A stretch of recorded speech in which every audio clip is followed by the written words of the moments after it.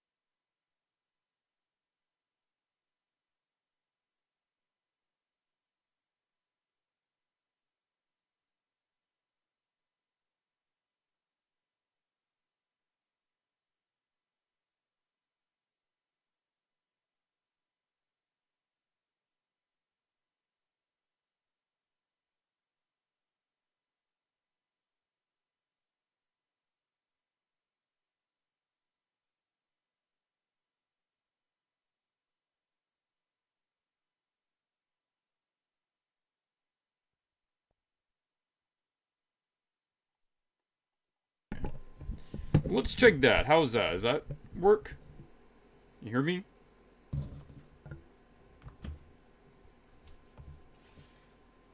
Good. Okay, yeah. I moved my iPad and it bumped the mute button on my my mic. Yeah. Should be okay. There we go. So, yeah, sorry about starting a bit later tonight, but I had some other things I had to take care of. We should be good to go now. And I had to restart the stream again because I had one of the settings wrong and I had to go fix that. Cozy place. It's a cozy little room. Alright, so let's get started with looking at the entries for last week's character design challenge. Kitty's jumping down.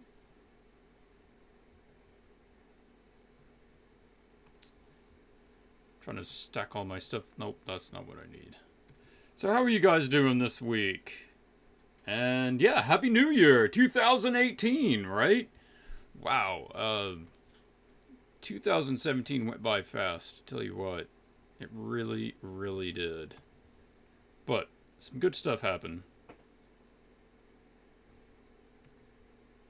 Oh, let's get that out of the way. Here we go. Yeah.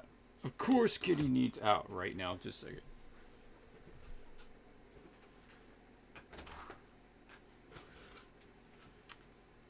I swear somehow that cat knows when I'm actually streaming, and that's the only time she needs in or out of the room. Alright, so we only had 5 entries for last week's art challenge, which was the Giant, Near Future, Adventurer, Distinguishing Tattoos, a Wave Motif, and a War Genre. I shouldn't have used so many criteria because it just made a real jumble of a character. Thus, we only had 5. I think if it was a more straightforward character, it didn't have so much criteria, people wouldn't have been so intimidated, or it wouldn't have been so problematic to do. So this week, I think it's going to be a lot more. We will be doing an environment challenge, but we'll get into that a bit later. So the first one we want to look at is from Dinsar. There we go. Dinsar has what looks to me like a enhanced soldier, a giant soldier. I'm not sure what all this space is up here. That really doesn't do anything for the image or the concept. So, a couple of thoughts on this one. The concept itself of a enhanced soldier, I get that. In the near future, they figure out a way to increase the human growth factor or size factor in the genome, or it's an artificially enhanced person, or they're a synthetic person, something like that. Whatever the case may be. So, contrast it's 3 a.m. Yeah, go get to sleep. This will be saved. You can come back and watch it later. But thanks for stopping by. Yeah, I'll put the description for the challenge. You can check it out. So, a couple of thoughts on this. The idea is fine. Enhanced soldier, you got some like embedded things in him. He's got some wave tattoos. He's got the tech to show whatever his mission is. He's got some people with him. There seems to be a lot of difference between these guys and that guy. As far as uniform and colors and just everything, they just don't look similar or connected. So I would like to see some combination. If you're going to put these guys in here, then show me that they connect.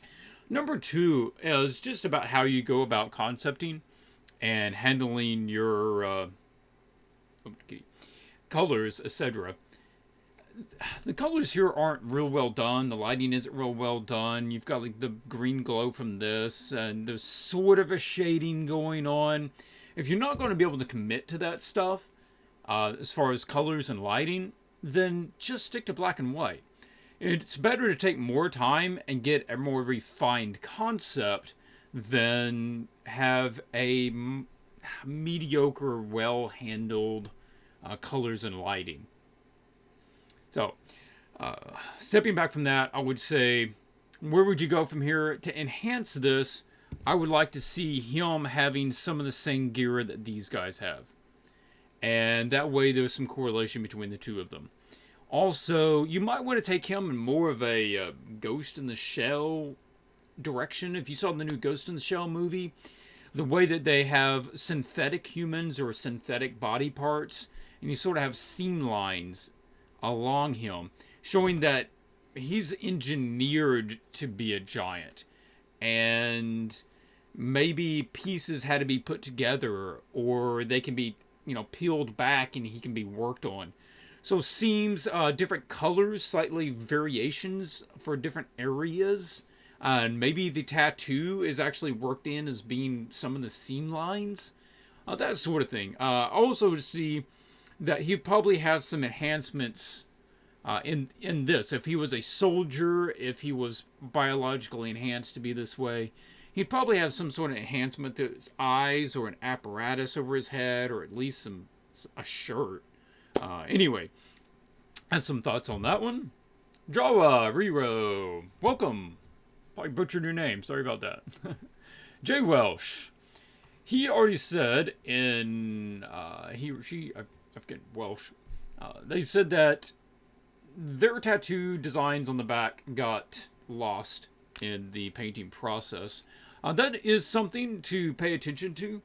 If you're certainly working for a commission and they say, oh, this character has a distinguishing tattoo, make sure you have that. Make sure you have that. It doesn't go over real well if you say, well, sort of got lost. Yeah, well, it's fine for this, right? Because this is just a random little YouTube weekly art challenge. But try not to get in the habit of that and just sloughing off criteria that doesn't work for you, because that doesn't translate into professional work very well. So let's talk about the concept. This dude is monstrously, like, mountainously big, and that's cool. That's cool, like mega giant. I'm not really getting the adventurer vibe, but I don't know that really fits. I think you kind of have to go with war or adventure. Those two don't go together real well. Yeah, I think that the lighting and the darkness sort of hurt the piece more than it helps it. Because now he just gets so dark. I can tell that something's going on here, but I can't make it out. Another thing to think about is, if you're going to scale someone up that big, they're obviously not human, right? They're not just a big person. They're a different version of hominid. They're a different kind of humanoid. So think about changing up the anatomy. Look up some references about how other people have drawn or illustrated or created giants, and changing up their anatomy. Maybe the proportions change a little bit. How thick some of their bones change a little bit. The shape of their face, the curves of the face, the angles. Just so you look at them and you're thinking, they're not just a big human. They're a little bit different, right? A little bit different.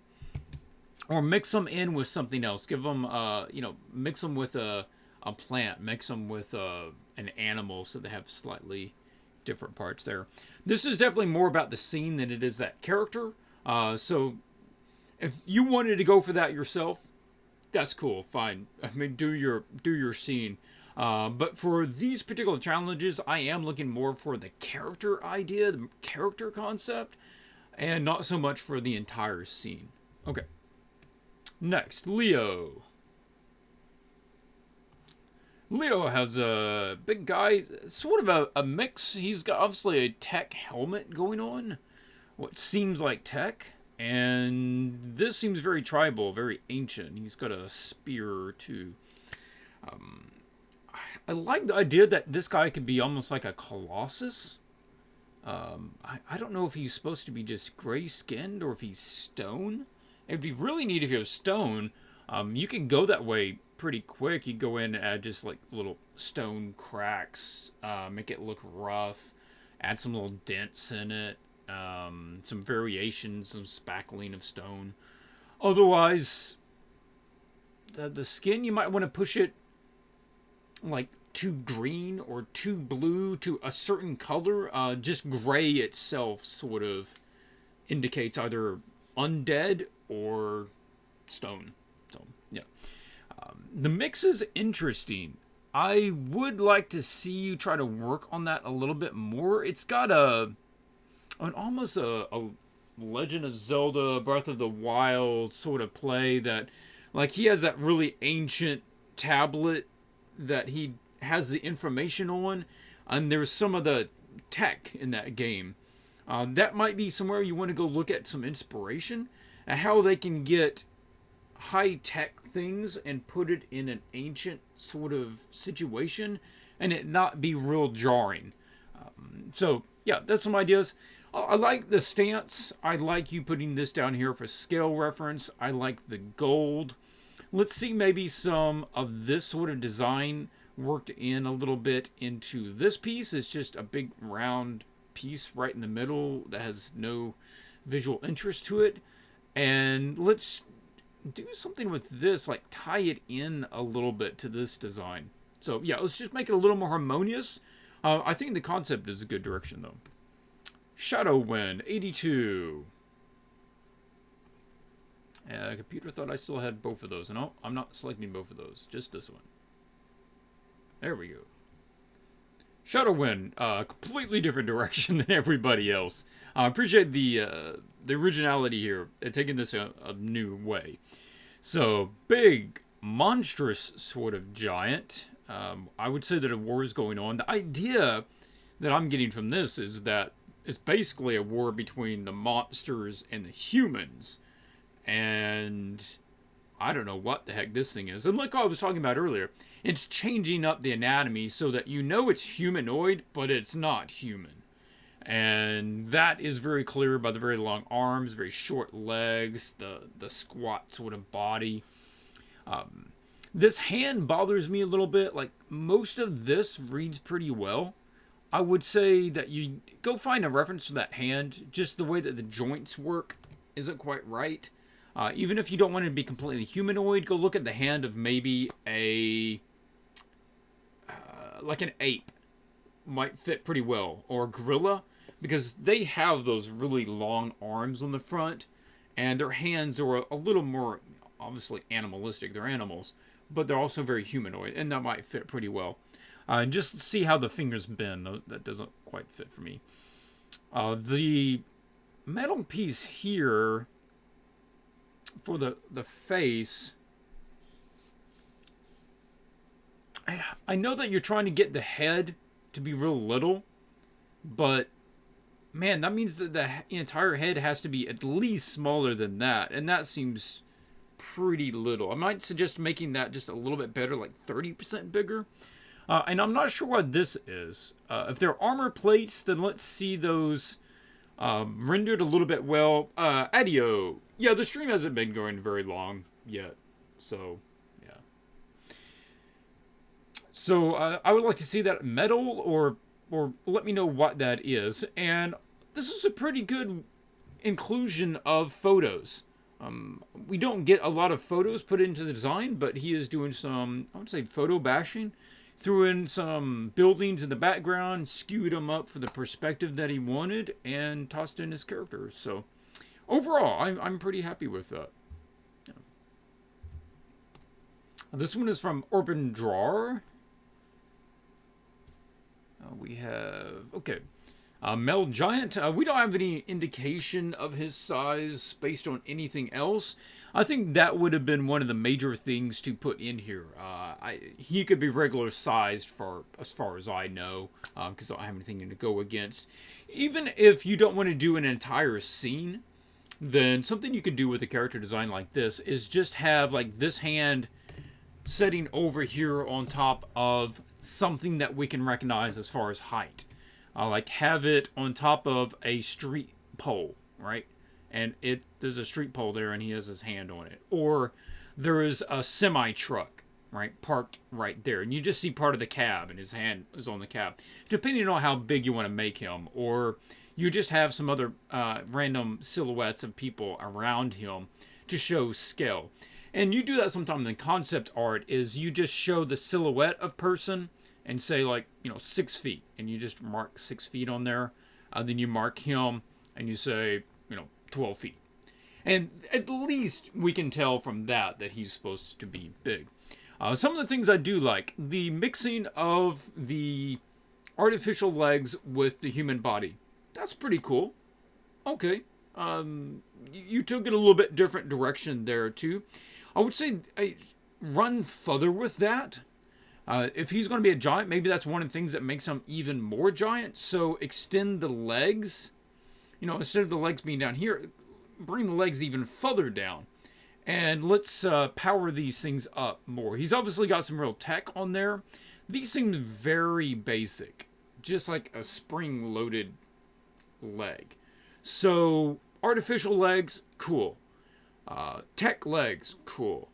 Now, let's make them more powerful. Let's make them more sophisticated. And let's make them bigger so that it increases his overall height.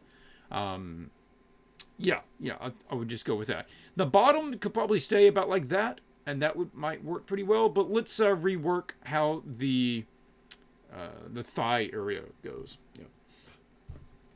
Adio, yeah, glad you finally catch a live stream. Well, thanks for joining. Yeah, I didn't give much heads up to everybody. I didn't send out a massive email this time. I just posted it on Facebook, and I know most people watch it after it's recorded anyway, because the viewers are scattered all over the world, and the time frame doesn't work for everybody anyway. So, yeah, I just wanted to go ahead and get it started. Alright, I do like the tattoos. You've combined the wave pattern in with the tattoos, and the tattoos are tech, and they're glowing, and that's cool.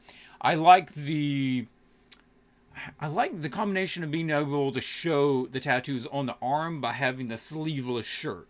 And then you add the straps on there for whatever the tech thing, communication bit is behind there. Have I done the new challenge yet? No. I will finish talking about this one, talk about the winner, and then we will figure out the challenge for next week. And also, just the design on this. This asymmetrical line down the face, good call. Personally, I'm a fan of it. I think that's nice. I would say a lot of junior artists don't think in asymmetry enough. And that could be a really good tool to start incorporating into your work. Everything doesn't have to be completely balanced. So that can be a nice bit. Alright, so we have that. Overall, the character that I think represented the challenge the best is the one by Urban Drawer. I just think it does. I figured this guy, when I glance at it, it hits these marks for me. I get that maybe he is not a soldier anymore, but I have a feeling that he could definitely have gone through a war. I feel like he could be an adventurer, right? He's capable, and now he does his own thing. And obviously, distinguishing tattoos. Yeah, my main call on this one would be show me something, scale reference to sell me on the size, the giant size, and everything else is nice. It's nice work.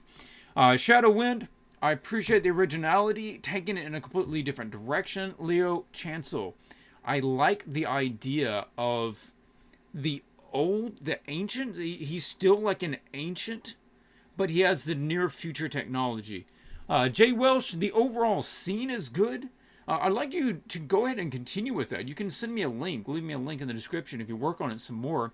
Make sure you pull up some references and find some new ways to add more character and interest to your guy. If you think of maybe a little more Poseidon, a little more Merman, a little more something, if he's a water creature, then some fins, or that he actually has seaweed growing off the back of his head for hair, or, start taking a little bit different direction. And I'm not sure what this is. I'm thinking this is some sort of base or giant ship, or I'm not sure. So I'd appreciate if you'd work on that. It's not reading completely clear to me. And Densar, again, for you too. I think this can definitely work. I don't think it was pushed quite as far as it needs to. Just sit down, give it some more thought, figure out, I would say go in that slightly more synthetic human direction and give him a little more military gear, maybe a weapon or gun slung around his waist, some pouches or something. So yeah, very cool. Thank you for everyone who entered the challenge this week. I was very pleased with the results, even though we didn't get that many, but it was really due to the complexity of the challenge. So this time we have something else. I need to switch back over to my other screen for a moment so I can go find that file. I forgot to put it in with this folder. I put it, I think it's on my desktop. So, the same way that I made the character design sheet, yeah, the computer's going really slow here for a moment. It keeps thinking I'm clicking on something that I'm not clicking on.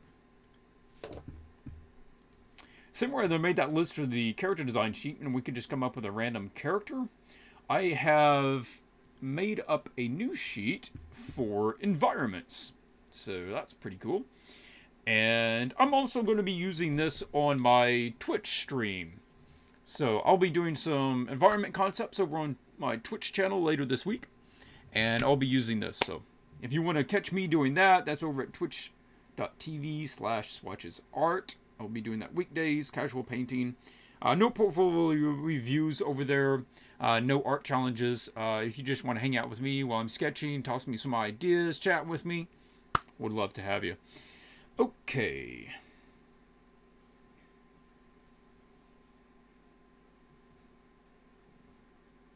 I'm curious if this will let me, can I put this, no. And it's not going to let me move it off the actual page.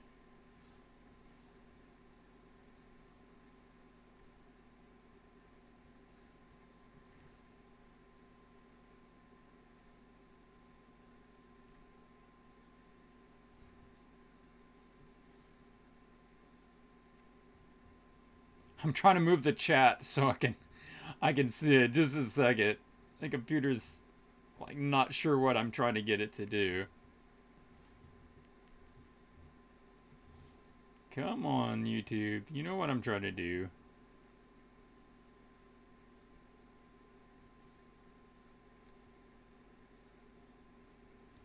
There we go. There we go.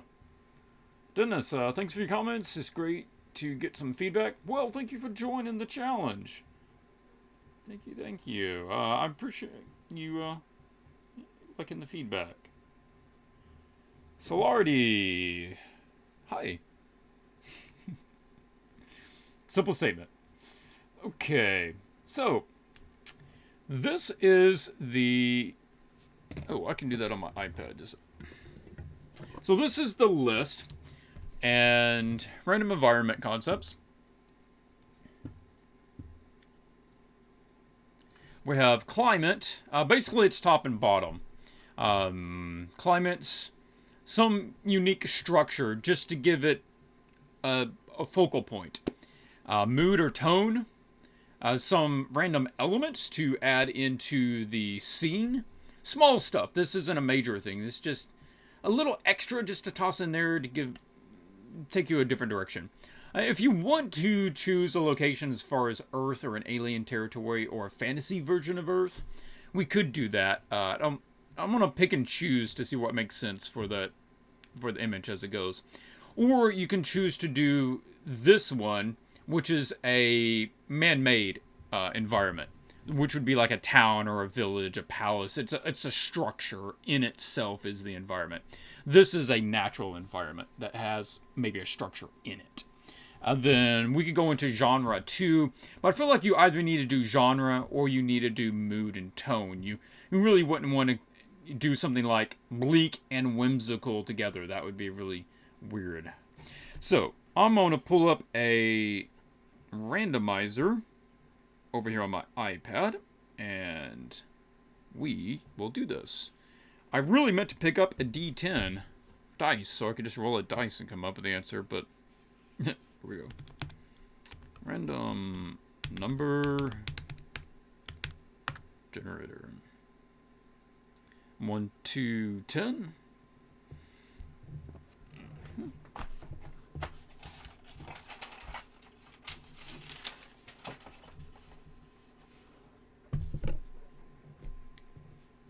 I'll make a new layer, and I'm going to just be marking these as we go so that we can keep track of what they are. Okay, so generate my first one, number 6. This will be a mountainous scene that was meant to be set to multiply, so we can actually not cover it up. Mountainous. Generate another one, number 2. Alright, so you need to include a crashed transport of some kind. Now, this could be a spaceship, it could be an airplane, it could be a tank. A tank transports people too. It could be a submarine, it could be a wagon. Some sort of transportation, man-made thing. Okay, what is the tone? 1 to 10. Number 6. Oh, it's at night. Okay, cool. What is the extra little element? Number 10. And include some sort of lamp or pipes or sign, like human sign, that sort of thing. And, you know, we'll just say that it is either Earth or fantasy Earth. We don't need to make this an alien place. Yeah, that'll work. And time period. Oh, time period. Yeah, we can run that one too.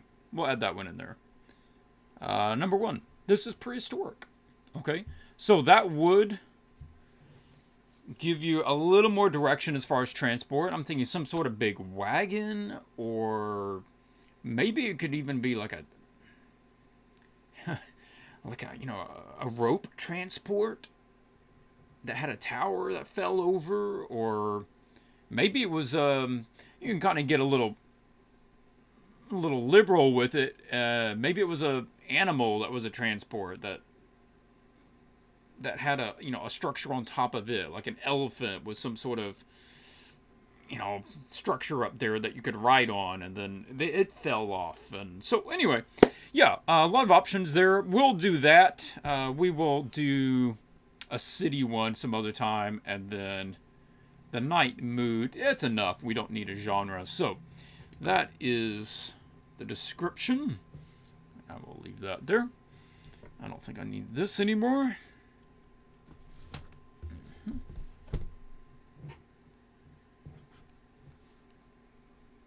And next, what I need to do is pull up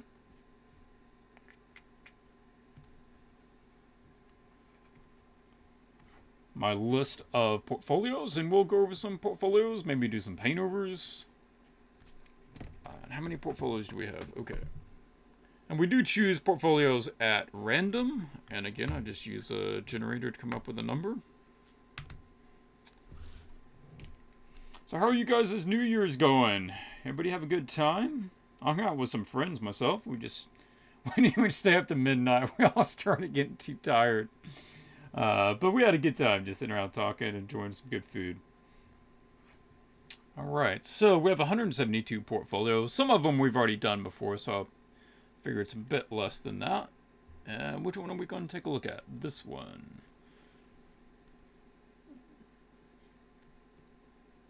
Alright, I'm going to just double check that this is a active link before we jump back over. Wood, are you looking forward to the challenge this week? That's awesome. We already have some ideas. I'm looking forward to doing some environment concepts for the stream. I have not done any of those recently, and I really start to enjoy them when I do them a bit more.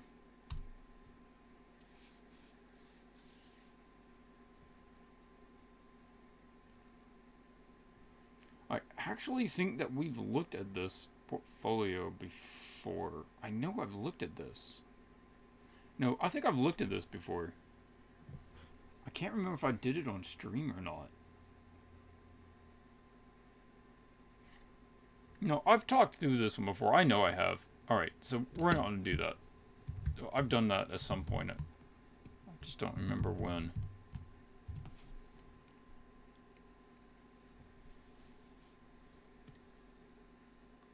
It keeps giving me just the ones that I've done. That's crazy.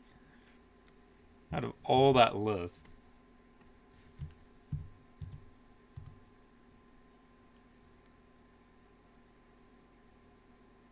Right, this one's name does not seem familiar to me, so... No, we have not done this one, so we will pull this one up.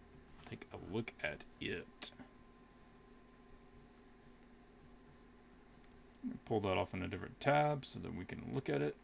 And I can put this down here. Clint, have you worked in a studio or just freelance?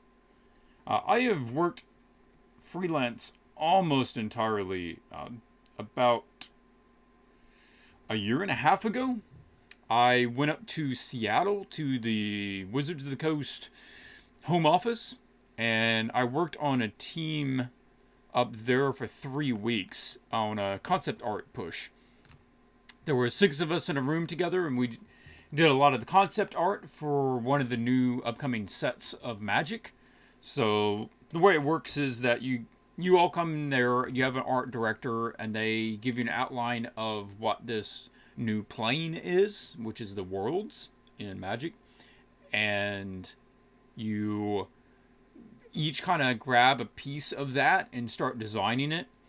And you print off your pages and you post them on a big board outside, and every afternoon or so, every 2 days or so, the art director will, look at them all and give you guys feedback. Really, really enjoyed the time doing that. I don't think I would want to do it all the time. There are some things that I do like about working by myself, but one of the advantages, I even said it on the stream on Twitch last time, is being able to feed off of other people's creativity and not like steal their ideas, but they do something that inspires you, and you do something that inspires them, and your ideas start blending together, and that can be really cool. It's a lot of fun. All right, enough of that. You was like, whose portfolio are we looking at? We are looking at the portfolio of Toby Fox. I think it'll be very helpful for developing unusual character silhouettes. I've enjoyed your casual painting this week. Oh, well, I'm glad you have enjoyed that. Yeah, I'm gonna get those brushes available to you guys pretty soon. I'd kind of meant to do that already. With just the random shapes. Yeah. And if you have not joined me over on Twitch, my live streams are saved out there for 2 weeks if you want to go watch them. So, okay, so Toby Fox, illustrator from the United Kingdom at tobyfoxart.artstation.com. And what are we looking at? Mainly fantasy stuff. Character based.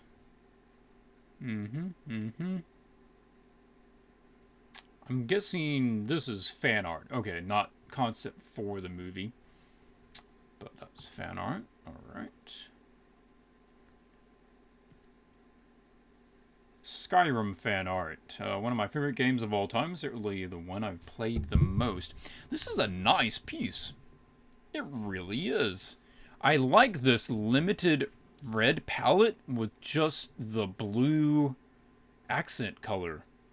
This is what you would call a discordant color scheme, because it's practically monochromatic, but one color doesn't fit. It's discordant, so it's a discordant color scheme.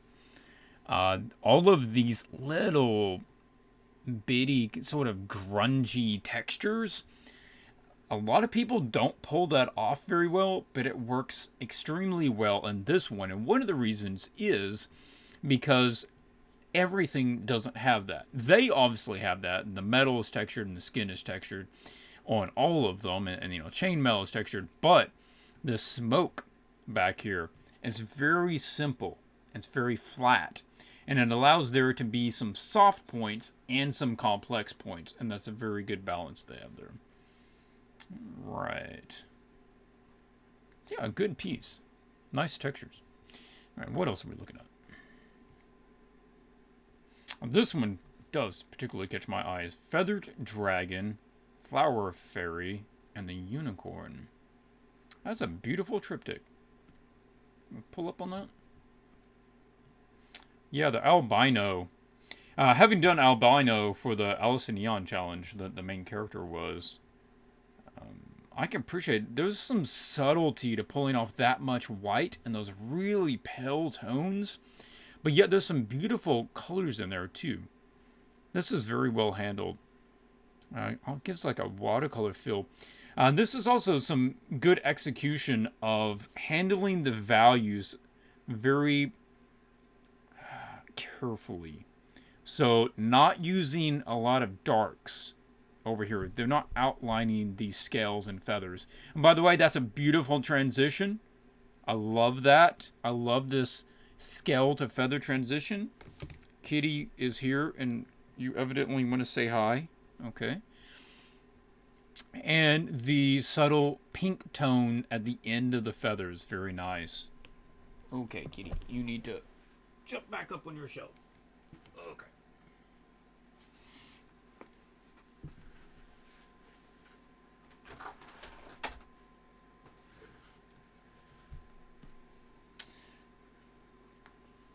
Magana, trying the switch up my career path and hope to beef up portfolio with these challenges.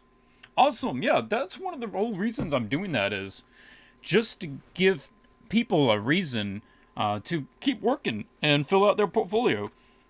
Most of the people in the channel, like I've said before, are character artists, character design. And so tossing in some environment pieces, I think, are really good for all of us. Yeah, this is beautifully well handled. And I don't know what the moth significance is. I would probably take that one out. That one's a little distracting down there. But the rest of them are pretty nice. Maybe that one even a little bit bigger. Yeah. The ears.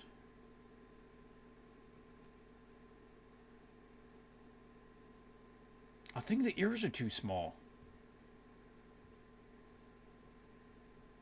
You might double check the ear height. That does, for some reason, that seems small. I mean, I've drawn horses before, and I think I remember them having a little bit bigger ear. You could be right on that, though. I might be wrong. Okay, let's back up.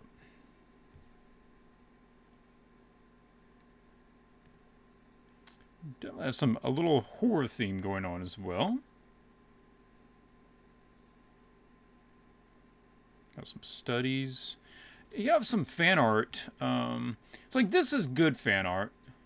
I don't know if he based that on anything. Maybe that was a steal from the game and he just copied it. I don't know.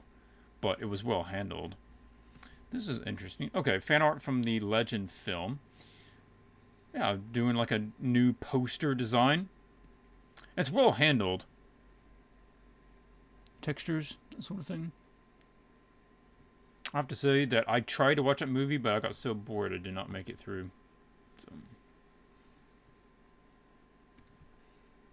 Horror piece. Poor vampire dude has his mouth stitched up, probably to lessen his biting.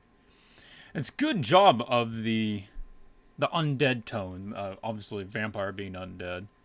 The very corpse sort of colors. With the stitching, you might think about doing an X or two in there. A lot of stitching goes in an X pattern. And I would also suggest, can we pull closer on that? Showing more pulling. It puckers the skin together, right? So the skin tries to pull apart, but you're going to get puckering around each one of those where it's actually applying pressure to the skin. So double check that. Nostrils flattening out a little bit right there. I think you might want to check that. Otherwise, skin tones are very nice. The slight veining is good. The hair seems unusually green. You might want to shift that a little more to just gray, less green, a little more blue in it. Yeah.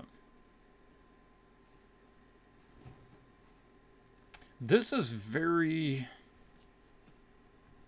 very flat. I'd like to see something else going on here. Now, I understand that you don't want to do a lot of work on it, but if you're going to go with a sort of flat tone, then that can happen. Let's talk about how that could work. Black, yeah, you basically have three tones. You have black, you have pale skin, and you have some sort of mid-tone background. I'm running my words together.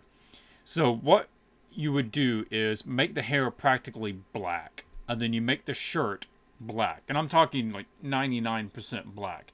You're using it as a sort of design element. You're using the silhouette, using the dark shape of it. And then you only show a couple of points of light, like right here and right here, even a little bit less than what you already have. And then you just let it go into black, and the skin tone lets to be light. And you probably flatten that out just a little bit and tone that down just a little bit, or saturate it up. It's sort of right in the middle. It has the same vibrancy as the skin right now. Yeah.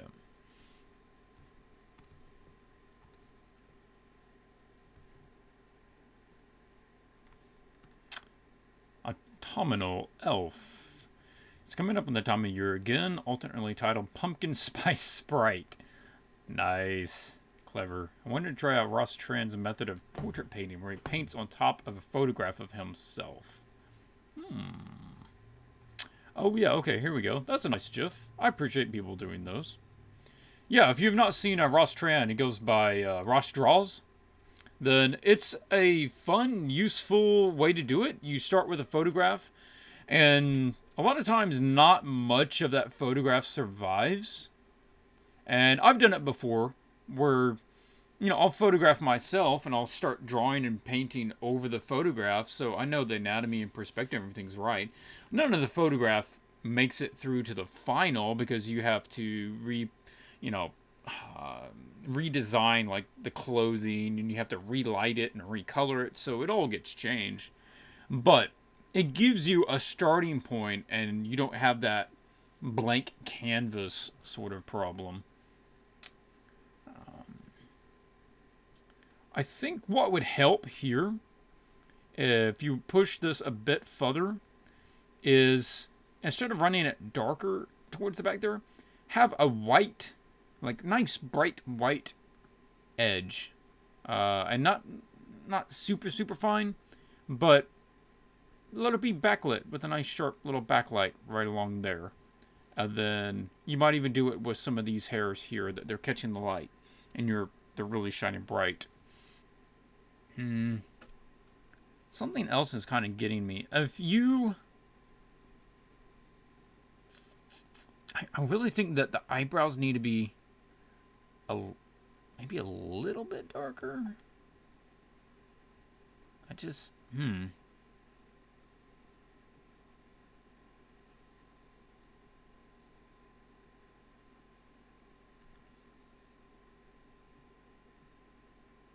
Overall, it's pretty nice, though.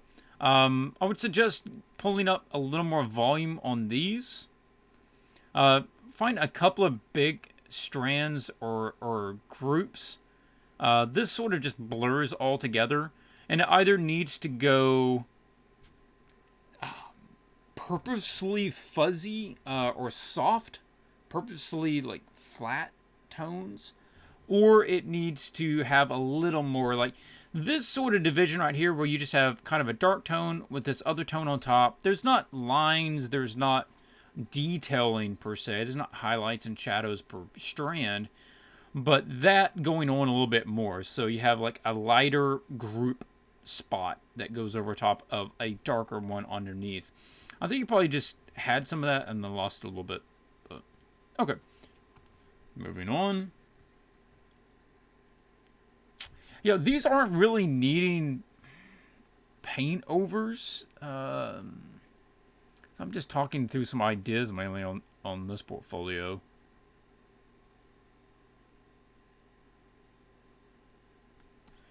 Well, it's only environment, so let's see how this goes. An environment concept for a personal project, a mountainous village on a snowy plateau. No, I'm not trying to draw that. Okay. Am I gonna... A comment saying, environments are definitely a weakness along with structures. Digital work is still lackluster. That is my main focus at the moment. We'll just keep at it. Yeah, environments can be a weakness, but the more you do it, the more you realize that the design itself doesn't change. Lighting doesn't really change. The principles that apply to designing characters and the principles that apply to lighting characters and coloring things, they all apply to environments as well.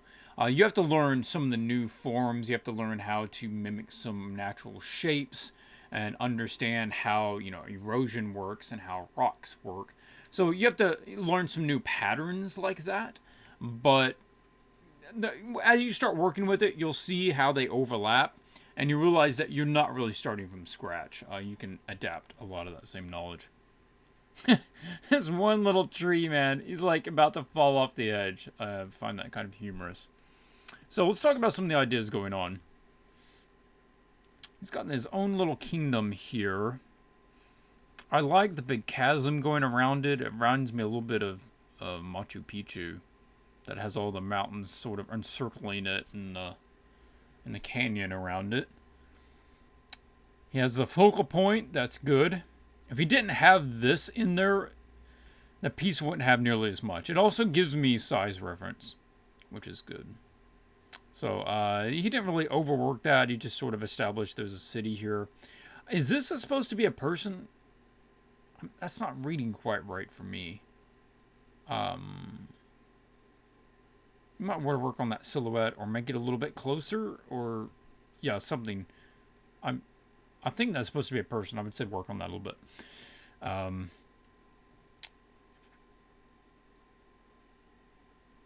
This pond, I like the water coming down here and splitting and coming down the rocks. These are some nice forms going on here. The pond is like perfectly oval, which is, I find, odd. So, you might want to change that up. Just, it's not just so perfectly oval. Change it up a little bit. And maybe give it runoff. And that it comes down here and comes off. I'm not sure where all this water is coming from. Because this is sort of just landlocked, right? Like this river is coming from right here. Because there's nowhere else it can come from, right? So if it's a pond, I get that. Anyway, I was just kind of thinking it through. What else?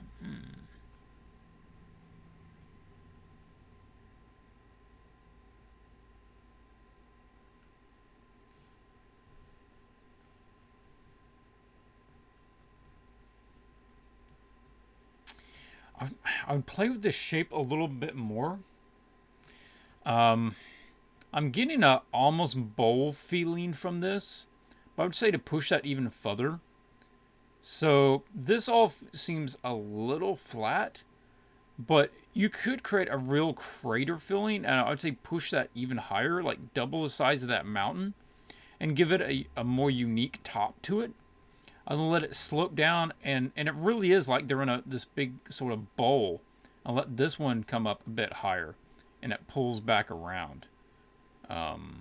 Maybe a land bridge over here, or some sort of man-made bridge to lead you into the image to make the world feel a little bit bigger. This feels very separate from all the rest of the image. So If there was a path right here, if there was a guy on a, a little wagon and a horse, or even in like a little hut up here, and a little guy standing outside of his hut, like I don't know, and he's by the roadway. Show me a road coming down here. Lead me into the image. Right now, this is basically the image, and none of the rest of this does much for it. So we want to incorporate a little bit more. Yep.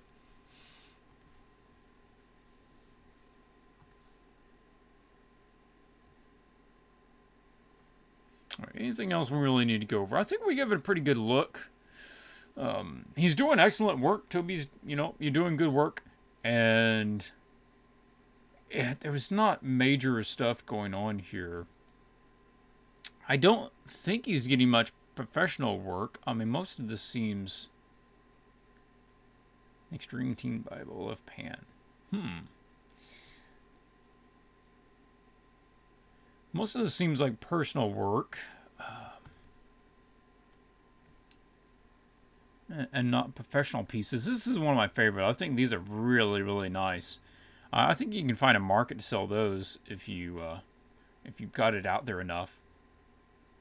I can see that on the front of a book or a CD or a website. Somebody would want to license that if you have all the rights to it. Okay. All right. Any questions from the chat? Anything you guys want to go over?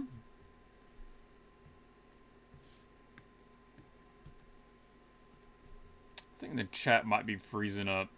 It hasn't updated in a bit.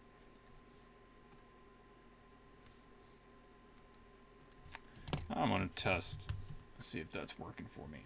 Yeah, I knew it. Yeah, it froze up for a little bit. Comment saying, very good art. Happy New Year 2018 for all, and greetings from Colombia. Yeah, Happy New Year to you as well. All right, my chat is working. The test went through. Cool. All right, let's look at another portfolio. I have to pull up my list and see who's next.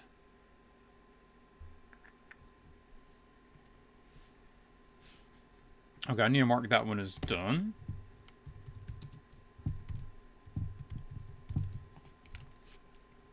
And this one.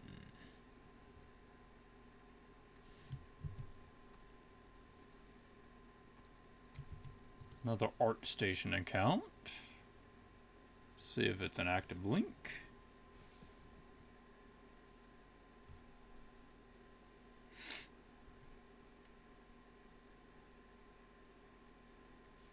Well, it's an active link, but there are no images coming up.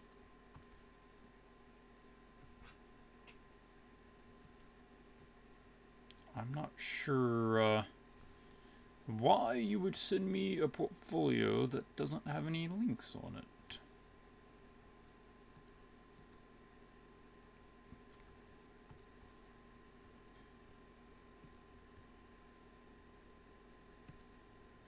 Okay, so this is submitted by Arsugan, and I'm going to flip it over there just to notify them.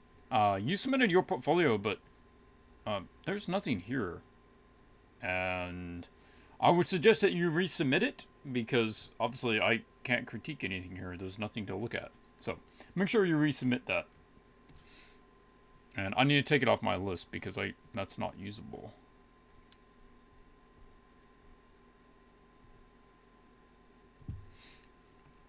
Okay, let's find another one.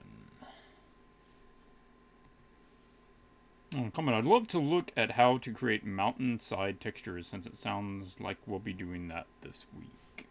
Okay. Copy. ArtStation again. Jay Welsh, and the way you showed an approach for painting a hillside 2 weeks ago. Oh, yeah. I thought that's what you were talking about. Alright, we have the portfolio of Benjamin. I'm gonna not waste my time trying to pronounce that last name. I'm sure I would kill it. So, Benjamin at freeforfire.artstation.com. And we have all escalated doodles, portfolio, and fan art. How many pieces are we talking about? 29. Okay, we just glance through these then.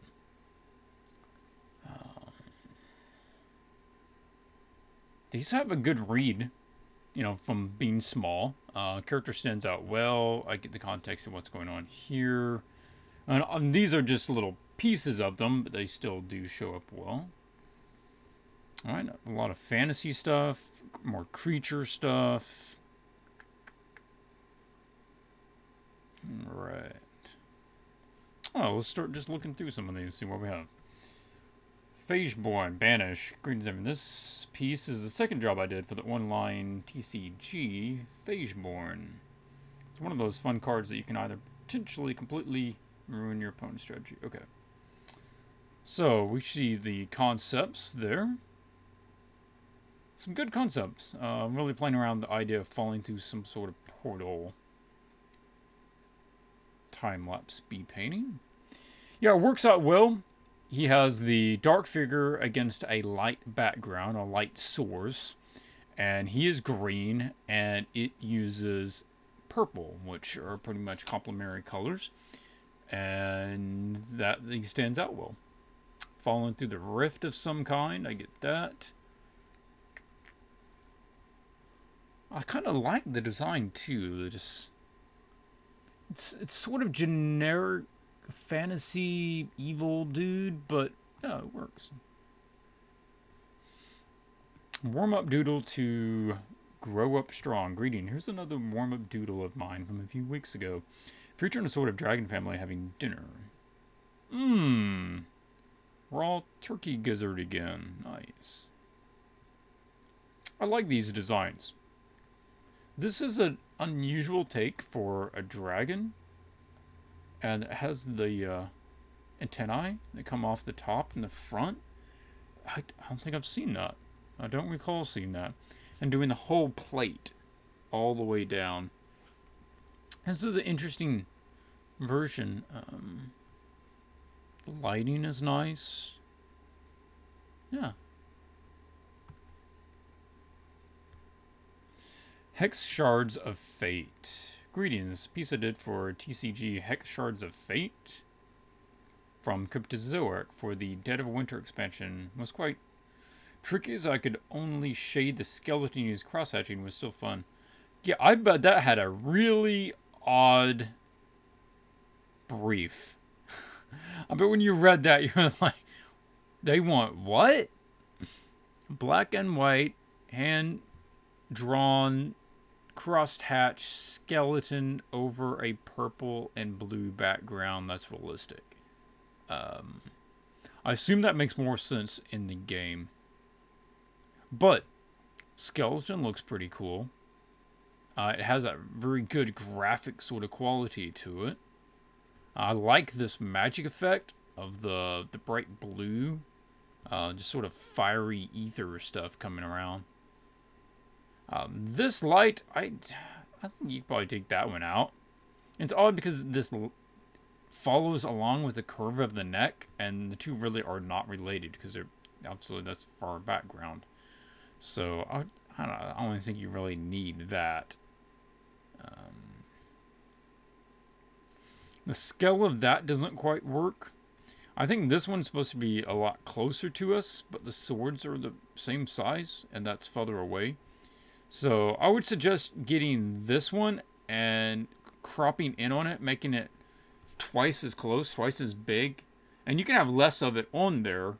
So just like get this part right here and expand it so it fills the same area, but it's twice as big. That's a small thing, but I think it would help a little bit. Question, how does it feel to have to compete about stream time with Queen Istebrak? I don't know who that is. Stream time with Queen Istebrak. I'm sorry, I'm not following you. Is that a person? Is that another streamer? I seriously don't know what you're talking about. Okay, let's see. We've got more dragons. Goblin dragon.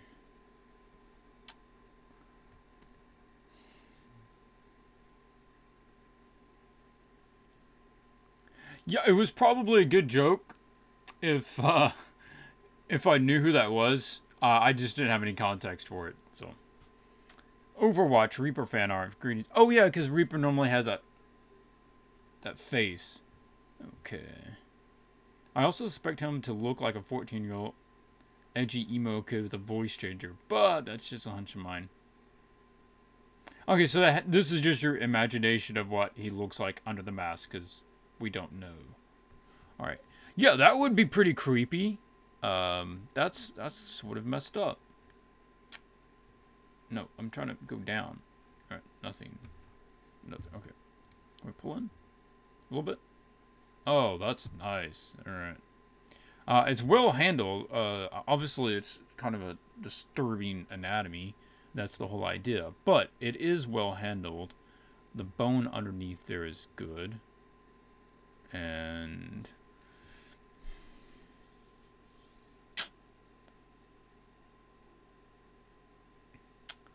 something about it is not really working for me.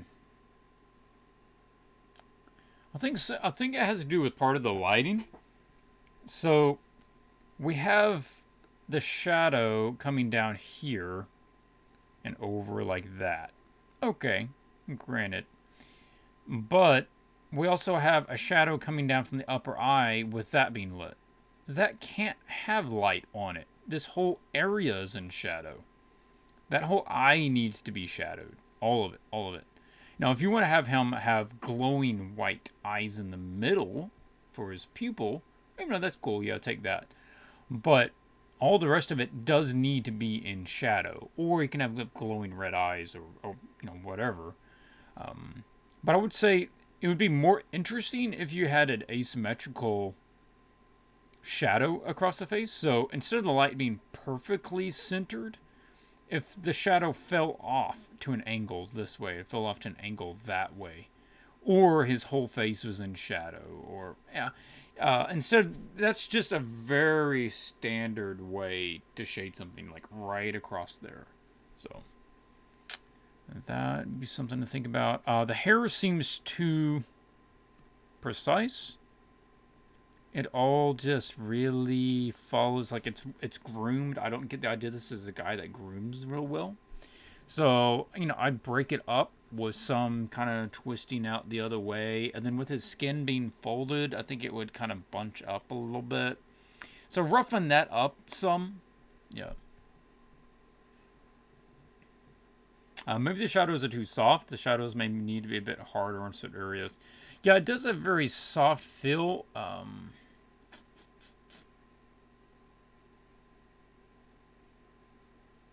I like some of the textures going on up here.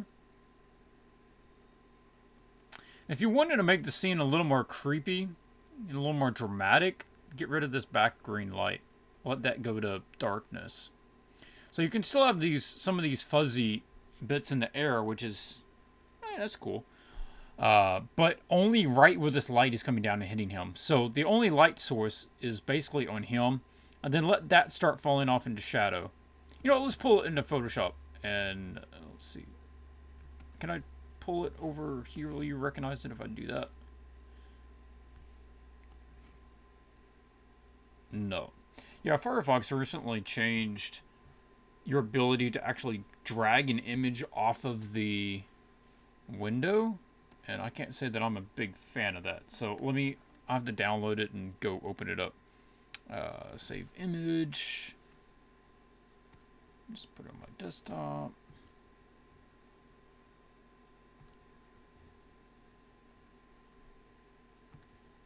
Right. Desktop. Where did you go? Right there. There we go. All right. Let's open this one up.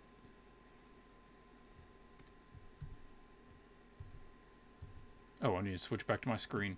Yeah, been there, done that. Forgot to change it. So I'm gonna make a new one. Duplicate this. Turn that one off. And let's just look at the change this makes. So first thing we're talking about is shading the eyes. So I need to. I'll just use my little round brush, I guess, instead of having to replace my brushes. I'm going to get this dark red and then shade over the rest of the red part of the eye. Bring it all down.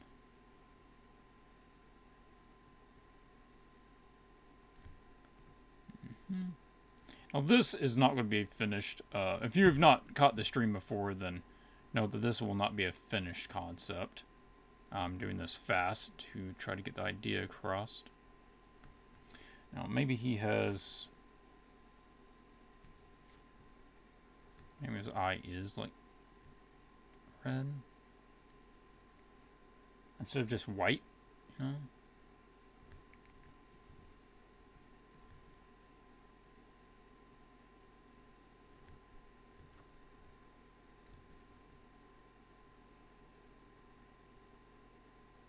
I'm trying to add a bit of color in there. So it's like his pupil softens out a little bit with that color. And then that's not going to be catching light right along the edge. So we can tone that down. Alright, so just on and off you can sort of see that. At least it drops the eye back into the tone, right? And if we want that pupil light to stand out more, then that really does need to be darker around here. So this is a, if you gave it to me, what would I do with it? I think this is the direction I would go. I'd do that. I would want to bring just a little of that white of the eye back, but okay, that's not quite the right tone.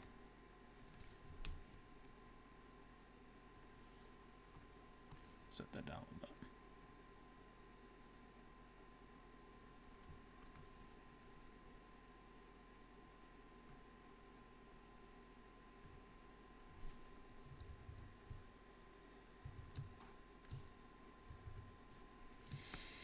All right, now, well, let's talk about some of the shadows.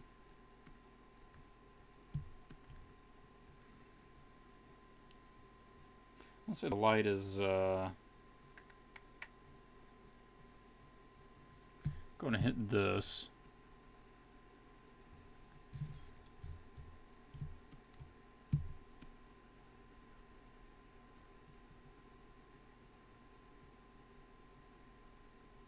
Yeah, I'm with him. I'm thinking that the shadow might be a little too soft. Everything's just super, super soft. And could benefit from having a more distinct light there. So light's coming across here.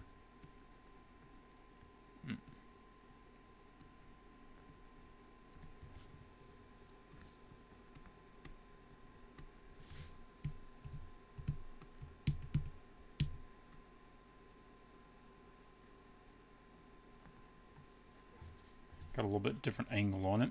And also, this, I would play down the light of that would be catching. If anything, the thing that's going to be picking up a little light is actually going to be underneath, since this is facing down towards things. Like, the light is coming down here, right? It's hitting things down here and bouncing back up. So it's things that are facing downwards to catch that light coming up that is actually going to be lightened up. It's going to be a little cooler of light. It looks like this is sort of a cool light. And that would also be something we can do here. We'll make that change in a little bit. But give me kind of this tone.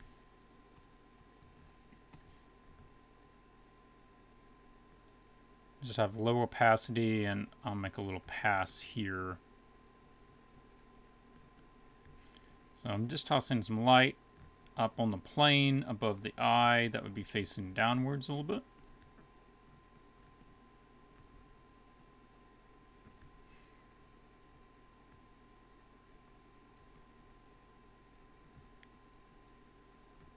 I can come in here and take some out if it ends up looking like too much, but I want to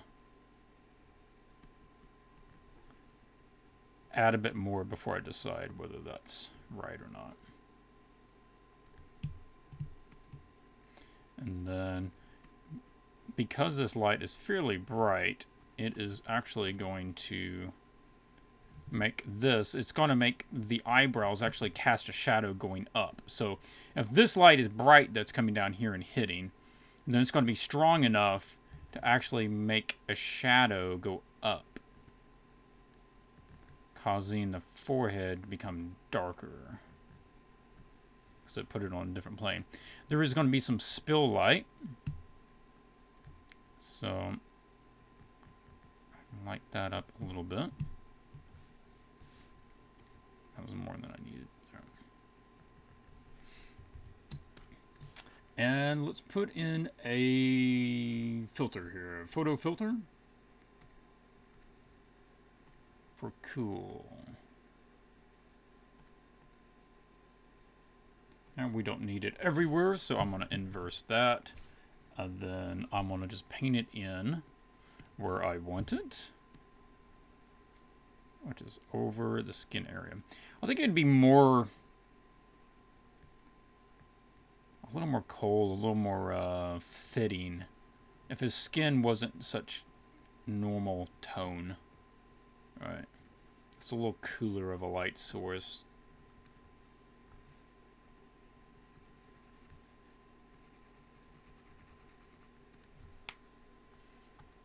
I think that's too much, but we will adjust it. Let's also push it slightly to the green side. Yeah, that feels better. So we're just toning down some of the warmth. It's a sort of dead skin tone. All right.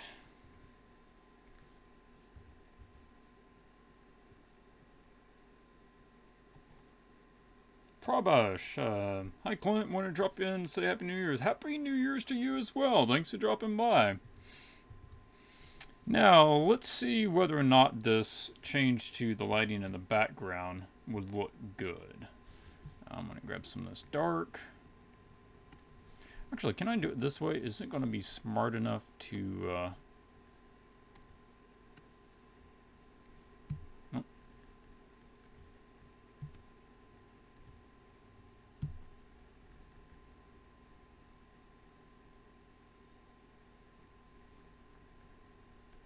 I'm using the quick selection tool by using a combination of Shift to add and Alt to take away. I'm trying to get it to... I'm actually holding down the negative key here, computer. That means take away. It means grabbing this area around him for the background.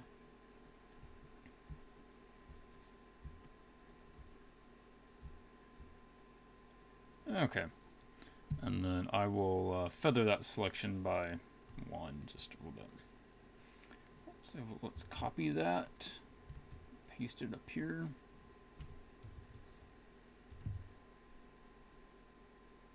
Now see, I think that is a little bit cooler. Drop that down so the light's just hitting on him. And then we don't need that green. That green isn't used anywhere else, so let's limit that color. And see about shifting it. That's kind of cool. That keeps a little more of the purple, but I'm going to tone it down. We don't even need that much. And I'm going to lock the layer. And I'm going to get it all to be that color. So I'm going to use, set that to color.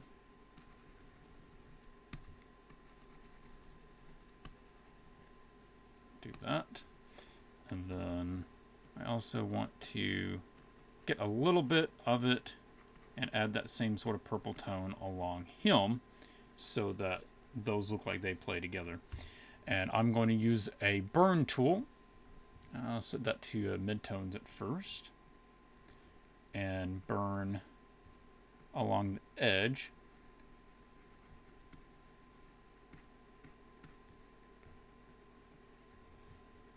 I'll do highlights.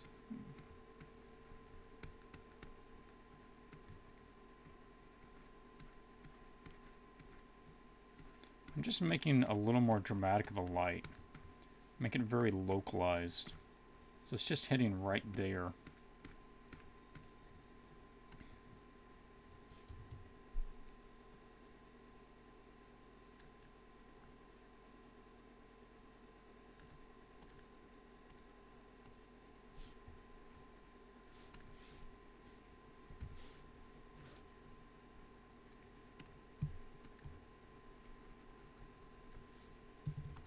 Nope. Helps if you set it back to normal. So I'm trying to adjust this a little bit. It's okay if some of it gets lost back there. Just use a little of that purple tone. Enough to sort of differentiate some of the edges. Then I'd also want to come in here and shade the mask, because that does not need to be that light leading off of the page.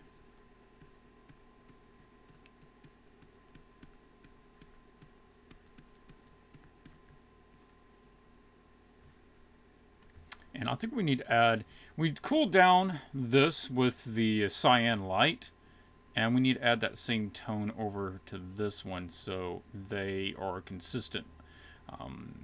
Common problem with lighting is people don't keep consistent color, consistent direction, and consistent intensity. So on this one, at least want to get that. So we changed the lighting so the direction would be consistent with the lighting on him. And we want to make the color consistent as well. Now I'm able to pull back here. We have a better idea of what the lighting situation is. And I'm going to change that even more. So we can come here now and actually pull into the light. I mean, into the shadow.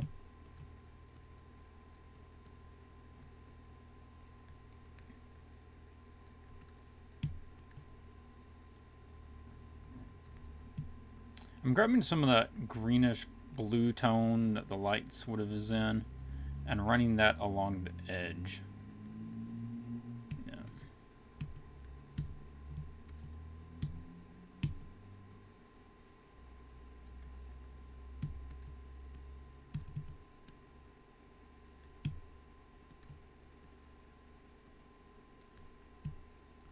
So I'm getting rid of that little scar right there. I think we probably don't need that one. Or if we do, we need to move it down a little bit. Sort of cuts odd with the shadow going across there. So we do that. And we also need to adjust the lighting with these. That is going to be definitely back into the shadows. We don't need to play up the light on that. Let's tone that down. We can give that a little like edge light, but the whole thing can be toned down. Again, we can have just a little edge light right there.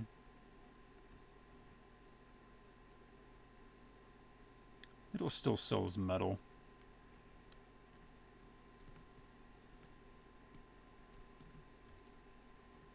In fact, putting in some black reflections could help it even seem a little shinier. Take that one off though.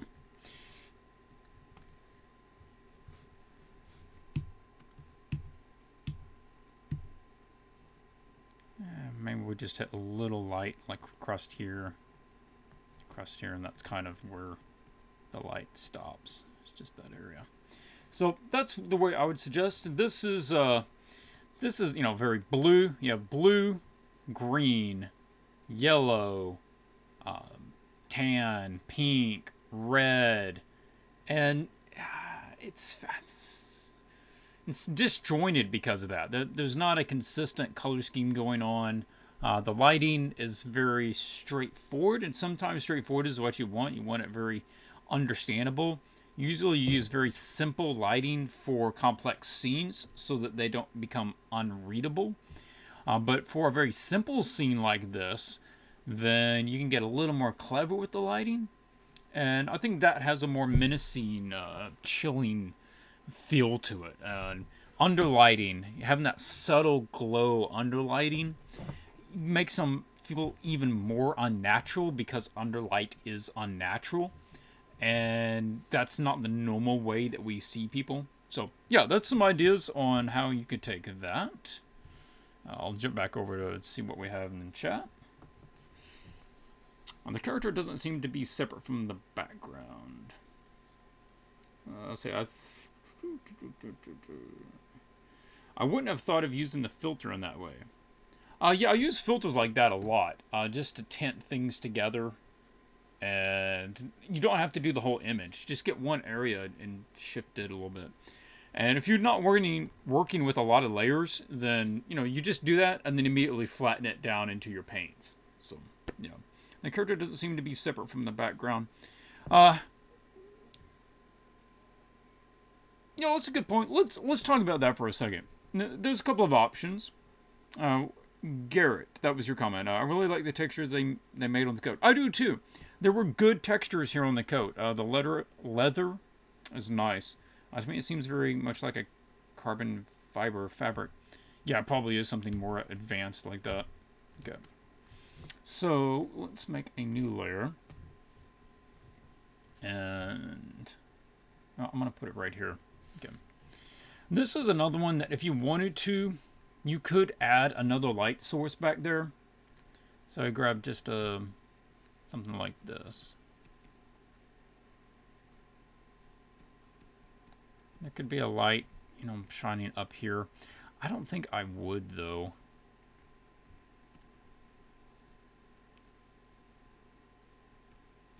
No, it's going to be picking up a lot of that texture, so it's not going to be even.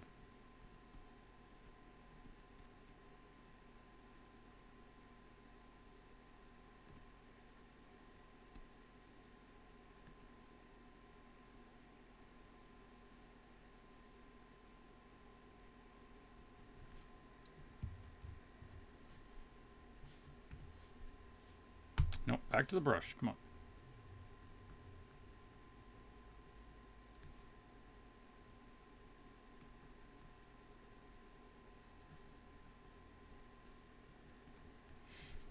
You could do that. I'm not a big fan of doing that in order to separate stuff. So other options would be creating distance. And you can soften this layer out a little bit.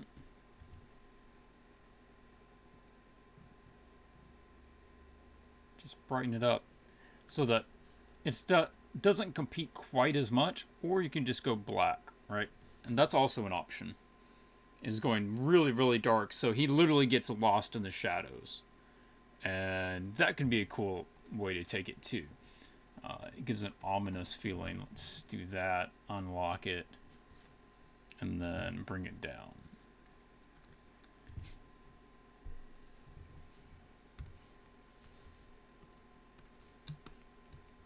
Okay, I'm tired. I really need to get back to my other brushes. Replace brushes. No. I don't have to go bother saving these right now. So you could get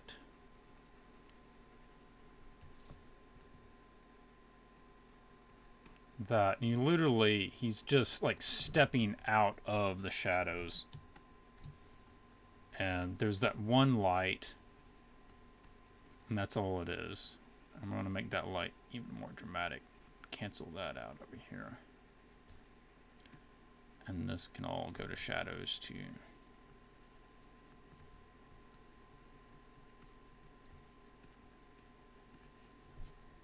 Yeah, I mean, that could be an interesting way to take it too.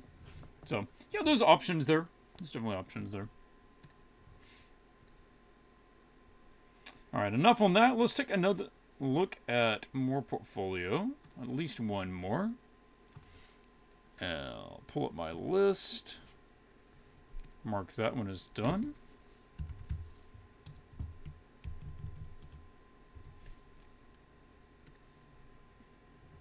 And generate a new number. Alright. This one.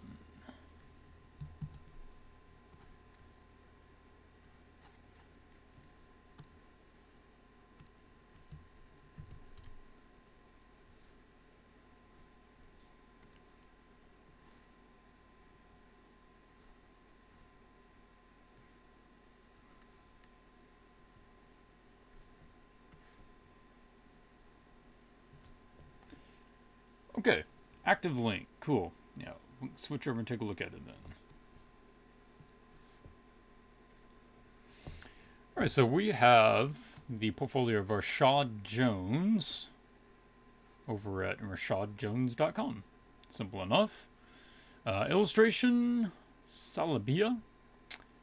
Characters, blog, prints, and about. Let's just jump through these. Sort of dragon aquatic creature. Oh, we got a little dude up here. Yeah, you're... Nice effort, but you're dead. Okay, next. Alright, I don't see any... There's no text, there's no context for these, okay.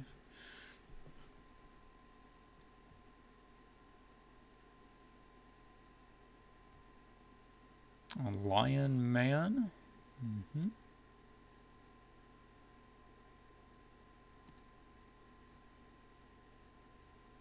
A little fawn character in woods. A merchant.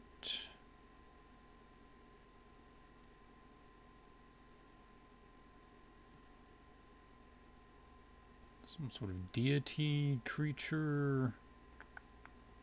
Okay. Sorceress? Witch, maybe? Obviously, you can tell this. I'm sort of keeping these in my head to theme. Can we just click this and go back? Okay, is that everybody? If I click on that, do I get a different group? Oh, this is like concept art. Okay. That's everybody here. Right.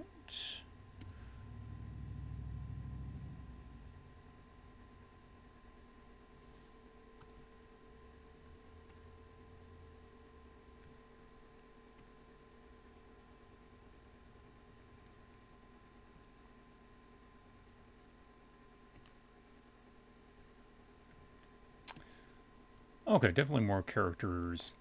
All right. These are some of the things that I'm seeing. I don't think they're spending enough time drawing from life. And I don't think they're referencing enough good reference. They have a very good imagination, but they don't have enough refined intuition to make things look as realistic as they want to without relying on something. And there's nothing wrong with that. There's nothing wrong with needing reference of reality to mimic reality. Reality is complex. I'll give you a couple of notes. One of the major ones is the poses are stiff. They seem like if I were to sketch a basic pose, like, okay, somebody kneeling with their arm out, it would be like this. Or somebody standing with a sword, it would be like this. I think if you were to draw more people, and if you were to pose it yourself, it'd be a little more natural. It'd be a little more organic. These seem very straightforward. Something else is that the idea of the character is good. I even like the gold, the black, the white combination. That's neat. I like the perspective, like on this particular scene. But it is... every piece of it is generic.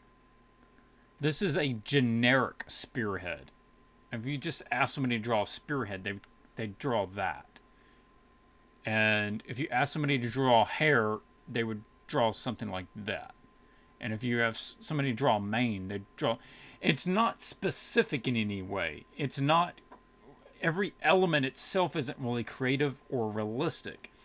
So go look at different kinds of spearheads. See the different shapes they can make. Look at what makes metal look like metal. I like these rocks. These rocks are super generic. They are somebody's idea of a rock but it doesn't look like a rock. And it doesn't look like a believable rock. It looks like somebody's idea of what they think a rock looks like. This looks like the idea of what somebody thinks hair looks like, but it doesn't necessarily look like hair. And that's not an easy thing to try to convey or quickly show you how it should be different. And I think that comes from not drawing from life enough, or not drawing inspiration and references from life enough. Again, it's like this. This feels like a fictional forest where everything is sort of segmented. The trees are in a nice little order. There is a bush. There is a grass. It's just kind of a list of what you would expect to be in a forest, but it's not random enough. It's not natural enough. If you go to look at some photos of a forest, or go walk through a forest, the ground isn't often level. There's variation. There's things that aren't placed even. There's more variation.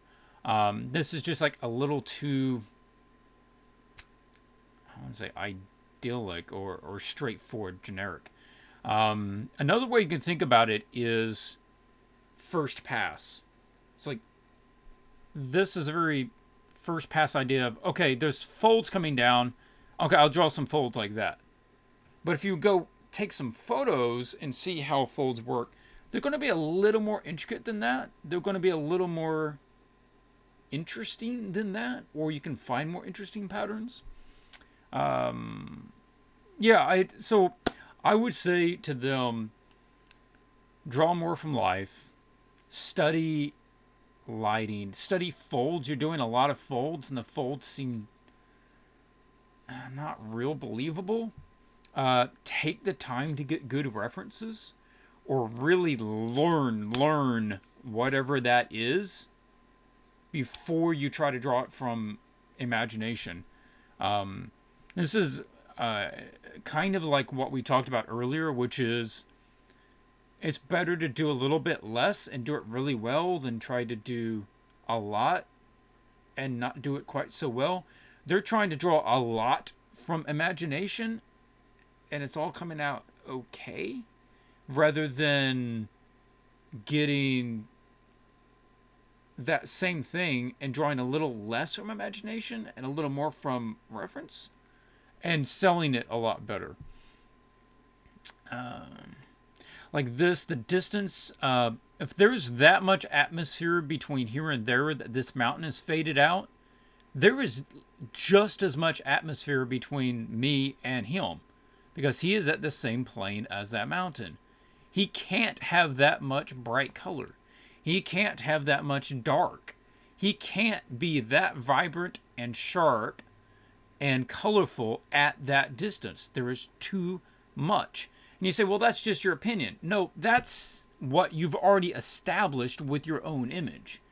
You've already established there's this much atmosphere. So that needs to be applied to everything. And that's something that you get by studying nature. And like these rocks, go look at some actual rocks. Go look at some really cool rock formations. Just Google cool, interesting, unusual rock formations and see how it works. So, and try to move from generic to specific. It's not just a rock. It is this rock. Make it unique. Anything else to go over? You're definitely thinking in terms of like, obviously this has a lot of mood to it. There's a direction you're wanting to go with this. So you are thinking about lighting, you're thinking about mood.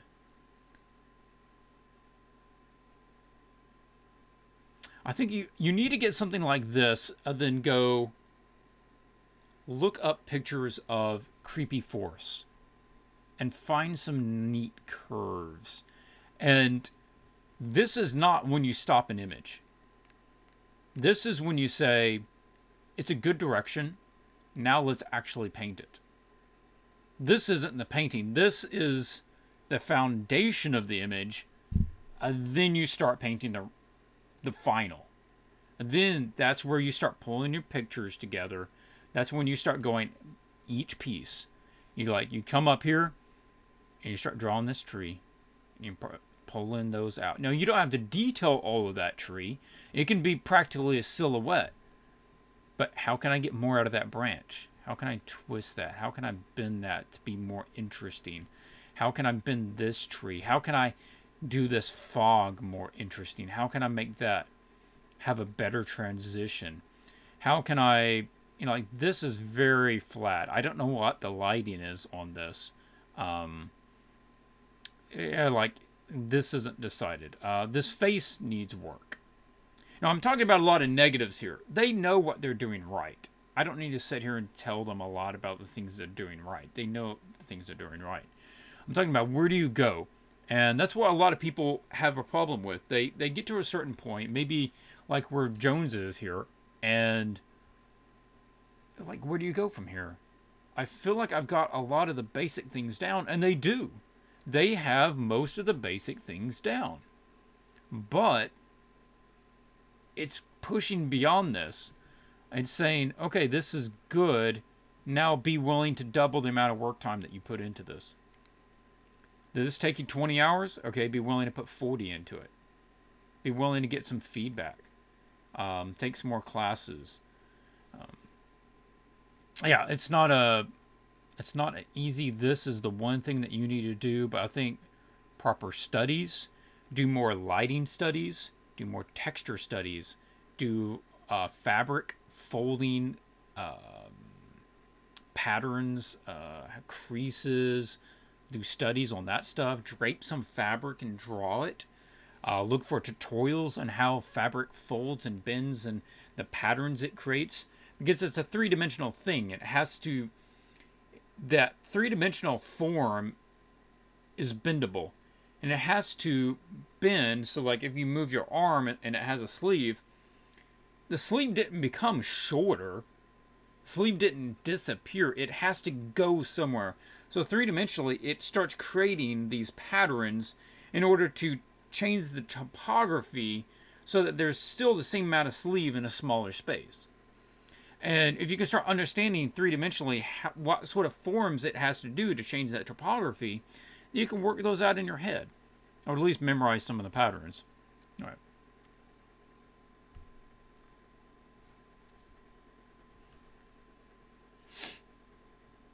All right, what do you guys think? What's going on out here?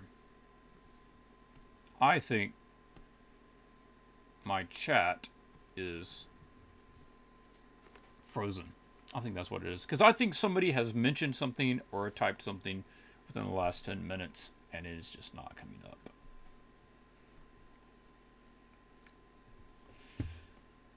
I see a lot of portfolios like that. It's people that they have good ideas. They have a lot of imagination. They have basic skills down. But, okay, yeah, I'm not getting a feed from YouTube. That Firefox is just froze up. I knew something was going on there. But OBS says that the stream is still going. I think I just have to force quit Firefox.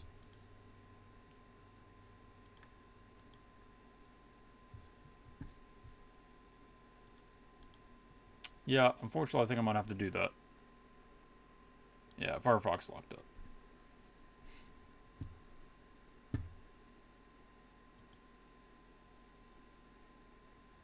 Yeah, give me a moment. I'll be able to get back in. If you did comment within the last couple of minutes, say 10 minutes or so, I have not seen your comment. You might have to comment again. Yeah, sorry.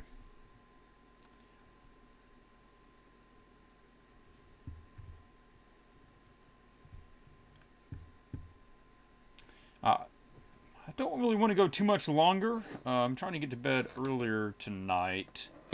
So if you guys have some questions, I will go over some questions, but I'm not going to be doing any Paintovers or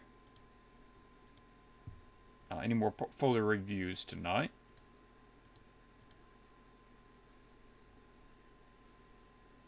Okay, let's restore those pages.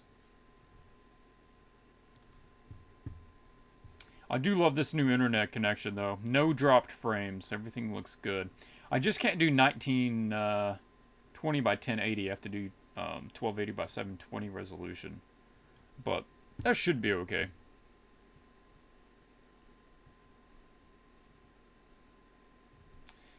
Okay. So yes, you said stream has been buffering very often for me on YouTube. For me here on YouTube. Just my stream or every stream? And is it just me or your internet connection? Alright, so no questions, no comments. Alright. I should be streaming tomorrow. I'm not sure what time. It's sort of whatever fits my schedule. I need to go out to another town, take care of some stuff out of town. And I should be back tomorrow afternoon. I might stream later, around the 8 p.m. time tomorrow. But that will be over on Twitch. If you have not followed me out there, then follow me and click the notification. So we'll let you know. Because I will try to keep this Monday night at the normal time, which is like 6 p.m. I was a little bit later at 7 p.m. today. I just had to do other things. But the Twitch is going to change up a little bit. It's like when I'm out there. It's more for me. It's more for me to do just personal work and enjoy myself. So, yeah, it's not on a particular schedule right now. Maybe at some point. Any more thoughts on references? As a very junior dev, I find it can be hard to find good references and very time-consuming.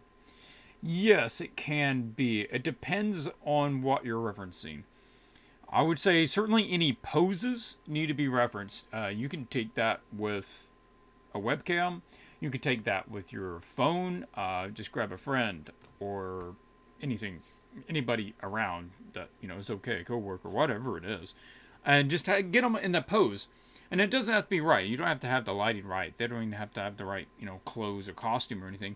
But at least get the pose right and the angle and the perspective. And that can help a lot on those.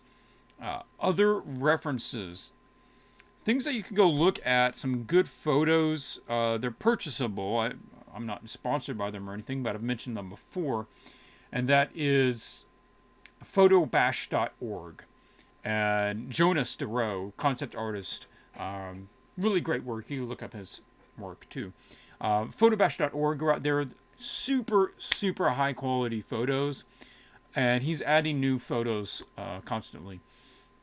So you can go out there, pay a little money, be willing to put down a little bit of money, and get packages of several hundred photos of whatever topic it is. Otherwise, Google. Google images. In fact, though, if you haven't used this one, I think it is surpassing Google Images, and that's Yandex. Yandex.com. Go to their image search. And I've found it to be a lot better at finding some things than Google image search is. So, go check that out. And that can be okay if you're just looking to understand something. You don't want to copy something you found on Google, but if you just need to, how does wine reflect light in a wine glass, and you don't have wine or a wine glass, they look at Google and you can just study the images. Okay, so the light is darker here and lighter there, and you get a highlight right here. You're not copying it, you're just understanding, learning from it. So yeah. Otherwise, DeviantArt, if you haven't been out there, that's a real hit and miss.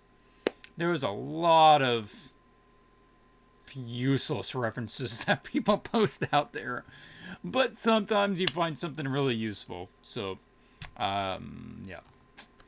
Oh, if you have not checked out James Gurney's book, his first one, Imaginative Realism, you can check out that one, and he goes over some of how to create your own marquettes and models so that you have references that you can take from your own stuff. And so you come up with a mock environment, diorama or model of whatever it is, and that can be some of the best references in the world. All right, comments. Do you have any tips on lighting? Yes, go check out my my video on lighting. It's called Character Lighting, and there's a lot of good tips on that. Swatchesart.com. Go check that one out. I'm coming out with the new ebook. It's not going to be like tomorrow or anything, but I'm working on it. And it will have a good deal on lighting. Less about characters and more about how it affects mood and some other elements like that. So I would say just on the surface, a couple of basic things to remember on lighting. Milux, you want to have consistent direction, consistent intensity, and consistent color. Most people just don't even consider it. They just draw shadows and they put lights on the, like highlights, but they don't think about where the light source is coming from. They don't think about how intense of a light source it is. Intense light has strong, harsh shadows. Soft light has very soft edge shadows. Intense light has high contrast. The things in the light are very light. The things in the shadow are very dark. Likewise, soft light has softer shadows. That is, the shadows aren't as dark. The lights aren't as light. There's less overall contrast. And coloring, warm light produces cool shadows. Cool light produces warm shadows, unless you're using a extremely tinted light. If you're talking about like a red, let's say a red police light, from the top of the car. It's so heavily tinted red that you're not going to have any other colors in the scene. It's going to just be red. Everything's going to be monochromatically red because that's the only wavelength that thing gives off. Anyway. Okay, Sam says, at Swatches, I'm trying to become more efficient. Oh, sorry, got a text. I'm becoming more proficient at a semi-abstract style. First obstacle is inability to simplify shapes of shadow and tone. Any advice on how to start improving? I'm going to reread that and make sure I understand your question. I'm trying to become more proficient at a semi-abstract style. Okay, style experimentation, that's fun. First obstacle is an inability to simplify shapes of shadow and tone. Any advice? Yeah, a couple of ideas. One of the places I would start with that is working in 2 and 3 tones. So, let's start with movie screen captures. Those sites that have catalogs of just screen captures from movies, and it like periodically just grabs a image from a movie and puts it out there. And what you want to do is you want to go through those and very simple forms, like it's a person, all right, head, shoulders, that's kind of it, right? And the hallway, all right, this. You do a very crude sketch of that scene, and then you draw it with a pen, like a Sharpie. And things are either light or they're black, white or black. And you start learning how you can group things together in order for shapes to work right and for shadows to work right. And also look up other studies of people that have done that. Tonal studies, art tonal studies. White and black is really one of the major ones, and then I'll say 3 tones: white, gray, and black. You can do it on the computer. You can have your jet black pen setting, and then you could also have a gray one, or you could just use a gray pen. You can just get like a gray Sharpie pen and then do a black pen. I think that it's almost better to do it by hand for those sort of studies than to do it digitally, so keep that in mind. Look up how other people have done it. so that you have an idea of just how that process works and kind of how to approach it mentally. But that should help. And then you could start getting a little more creative about how you handle it, where exactly you create the shadow edge, and how to use that shadow edge in order to start telling more information. So say that I was I was wearing a like big scale armor, right? And there's a light coming across. The part in the shadow would be black, black. And then for the right along the edge between the light and the shadow, you would have some of the shape of the scale shadows. But as it goes up into the light, it would have none at all. Mike Mignola. If you have not checked out his work, go look at Mike Mignola. He's the creator and artist of Hellboy.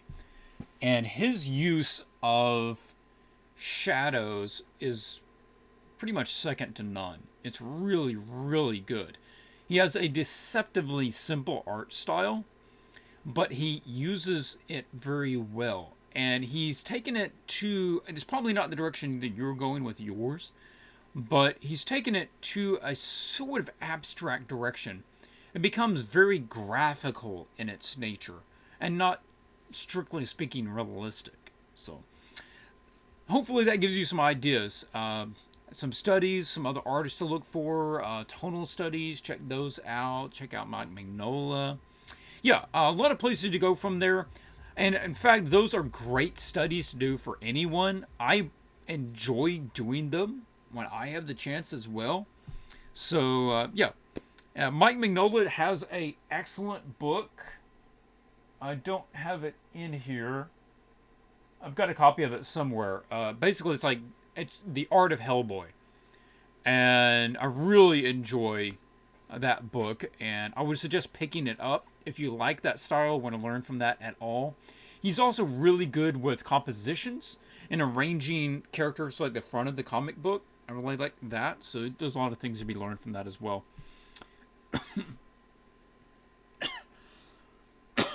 Apologize. Dennis comment. Your random character sheet was from your Characters Volume 1 ebook, correct?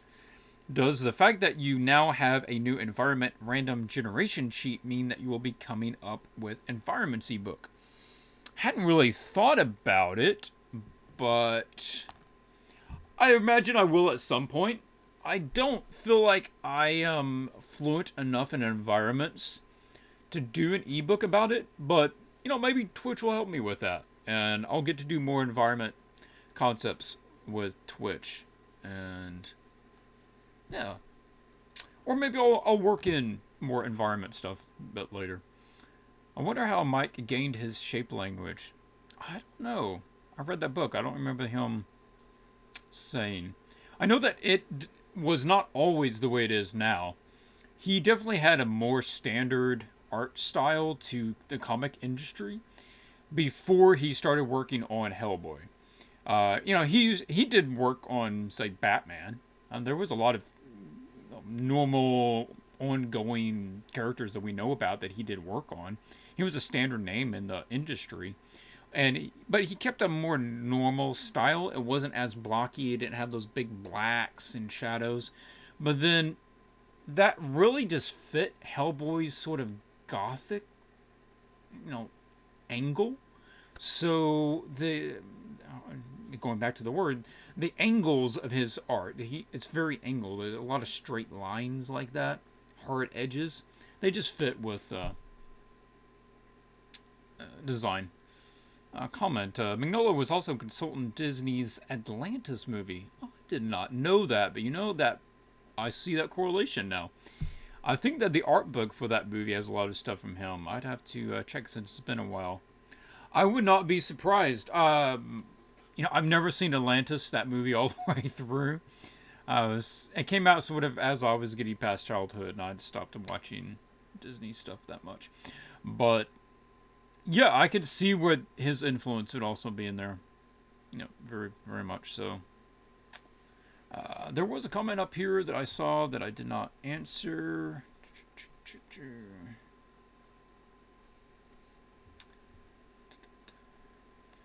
Sofa Strangler said, a sofa strangler. No way you came up with that.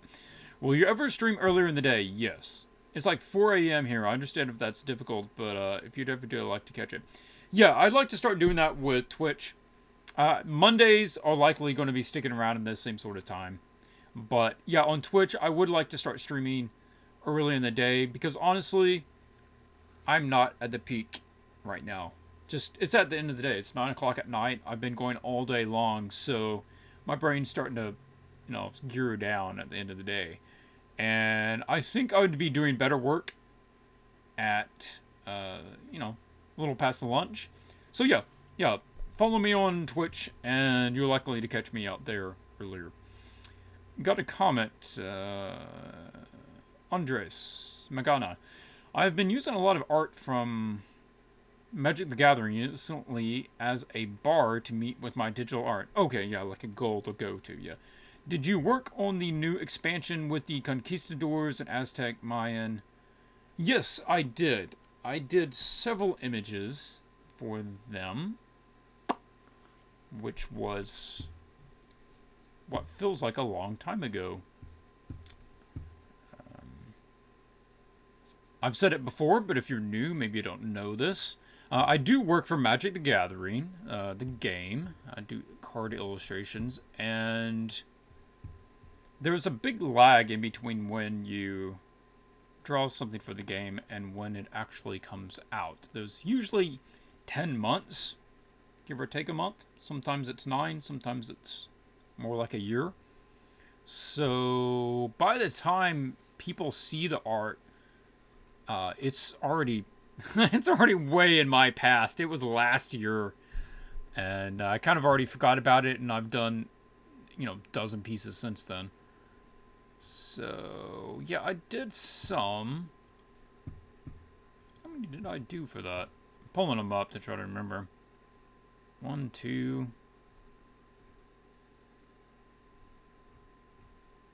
Oh, yeah, okay, so I did 2 for that one. I have to look. I don't know if they've been released or not. But, yeah, I did 2 for that set.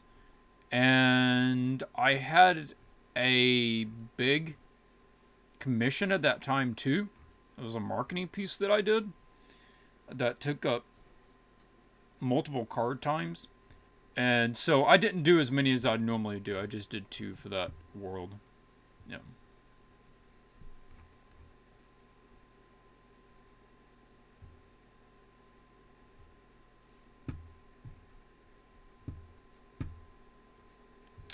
Okay, I would pull them up, but I don't know if they've been spoiled yet or not. So, follow me on facebook.com/CearleyArt. And if I find that they have been released by Wizards and I can show them, then I'll put them up there. I haven't put some new work up in a while. But, yeah, I'm going to go ahead and end the stream there. We've been going about 2.5 hours. So, I appreciate everybody joining. And I had a good time. Got some good portfolio reviews. I think this challenge is going to be good. Pretty straightforward as far as the environment. I just want to pull back there and remind everybody exactly what the criteria is. It is a mountainous terrain. There's a crash transport of some kind. It takes place at night. There is a lamp or signs of pipes or a sign. It's on Earth, or a fantasy version of Earth, and it takes place in prehistoric times. Now, if you wanted to get real creative and say there was like a spaceship that crashes on a prehistoric world, I'd go along with that. That'd be okay. So, yeah, make sure you get that in by, let's say, 4 p.m. next Monday, Central Standard Time. And we'll call that good. Anything later than that, there's a good possibility I'm not going to be able to go out there and get it and judge it by the time I start the stream. So, all right, good hanging out with everybody, and I will catch you either next week on the stream, or I will catch you later on Twitch. Until I see you next time, though, keep drawing.